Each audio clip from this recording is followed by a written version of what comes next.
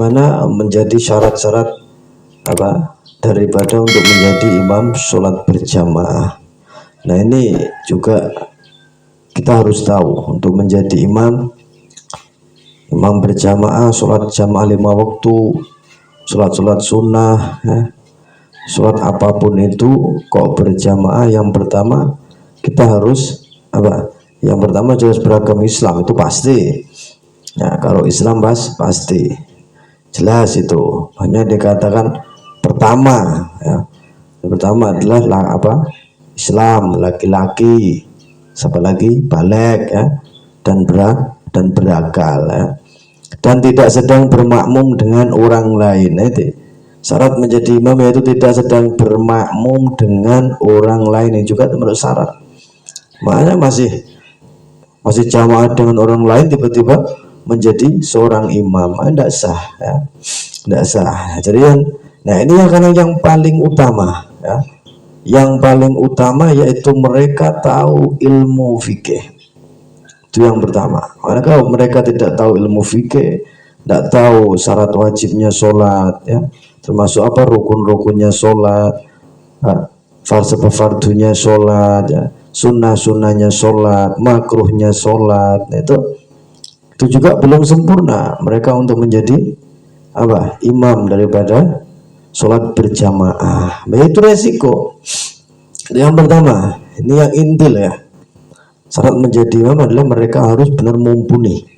Mereka bagus di dalam pengetahuan ilmu fikih. Cara wudhunya bagaimana ya, cara menyempurnakan wudhu, fardunya wudhu, sunnahnya wudhu, makruhnya dalam wudhu.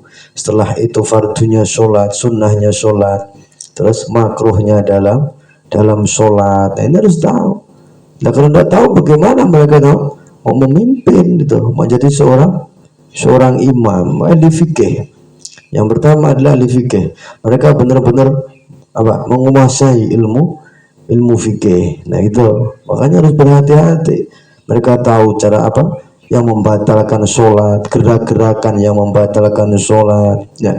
Mereka harus tahu. Mereka gerak 3 kali tanpa ada apa, langsung berurut kur gini, ayo batal ya.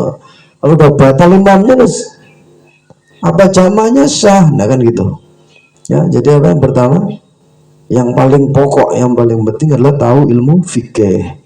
Gerak 3 kali apakah seperti ini, batal atau tidak, nah itu harus tahu. Dan sholatnya kalau kita menoleh seperti ini itu batal apa enggak, nah itu harus tahu. Soalnya yang membatalkan adalah gimana gesernya daripada badan kita.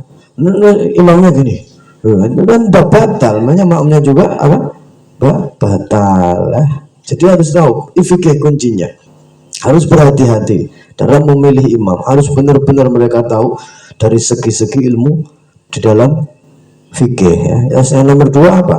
Mampu membaca ayat-ayat Al-Quran dengan baik dan lancar. Ini juga syarat ini. Ini kalau nggak mampu ya susah menaik, sulit ya. Jadi harus mampu dalam membaca Al-Fatihah ya, dalam membaca apa? Surat-suratan ya. Jangan cuma modal hafalan aja. Sekarang modal hafalan aja bahasa Indonesia itu udah alhamdulillah, nah itu aja dah bermasalah. Ini sampai qul a'udzu birabbin nas malikin nas, ada malikin nas ilahin nas misalnya. Tuh, makanya kalau bacaannya rusak, mereka belum memenuhi syarat untuk menjadi imam. Panjang pendeknya, tajwidnya ya, lalu apa? Makhrajnya, mereka harus tahu semua itu. Nah, kalau tidak tahu bagaimana ya, nanti dulu kita seleksi dulu jadi imam. Kita lihat dulu mereka mengimami itu mumpuni enggak. Kalau enggak mumpuni, tajwidnya kurang, panjang pendeknya enggak pas, apalagi makhrajnya enggak pas ya susah jadi imam. Terus yang diimamin mereka yang lebih ngerti. Nah gitu. Nah, berarti apa? Yang lebih ngerti lah yang harus maju, bukan yang lebih tahu di belakang, yang enggak tahu malah jadi imam. Ini juga bermasalah nanti ya.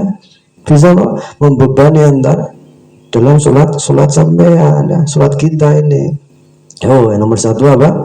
Alim fikih. Yang nomor dua apa? Harus apa? Fasih dalam membaca Al-Quran. Nah, sekarang nomor tiga. Yang nomor tiga juga berpengaruh daripada umur. Nah, ini. Jadi apakah umur itu pengaruh?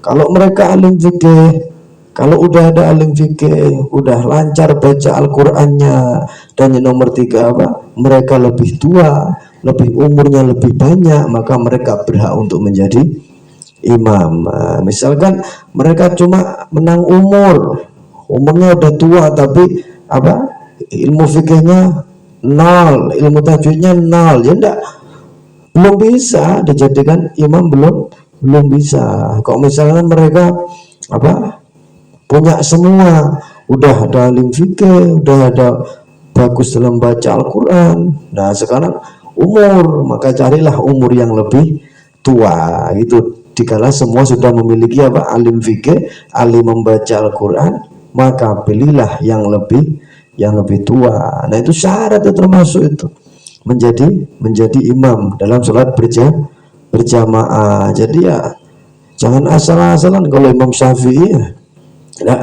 ya harus ada aturannya. Seperti sampai masuk sekolah itu pun banyak aturan dalam jadi imam sholat, jadi pemimpin.